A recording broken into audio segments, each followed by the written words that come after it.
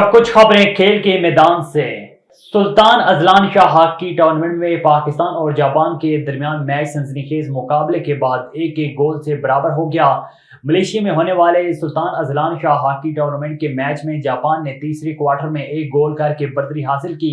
ताहम कौमी टीम ने जबरदस्त मुकाबले के बाद आखिरी 10 मिनट में गोल करके मुकाबला बराबर किया। कौमी टीम की जानब से वाहिद गोल राना वहीद अशरफ ने किया। पाकिस्तान टेबल पर 7 पॉइंट्स के साथ पहले नंबर पर बराजमान है, जबकि जापान 7 पॉइंट्स के साथ दूसरे नंबर पर है। पाकिस्तान इवेंट में अभी तक नाकाबिले शिकस्त है। ग्रीन शर्ट्स ने पहले मैच में मेजबान मलेशिया को 5-4 से हराया, जबकि दूसरे मैच में जनूबी कोरिया को 4-0 से शिकस्त दी थी।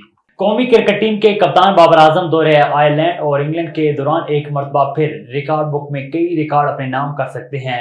दौरा आयरलैंड से शुरू होने वाले 3 T20 मैचेस पर मुश्तमिल सीरीज का पहला मैच 10 मई को डबलिन में खेला जाएगा। बाबर आजम इस दौरे के दौरान मुतअद्दिद संग मील अबूर कर सकते हैं। एक फतह के साथ Babar Azam T20 international cricket में सबसे ज्यादा फतवात समेटने वाले कप्तान बन जाएंगे।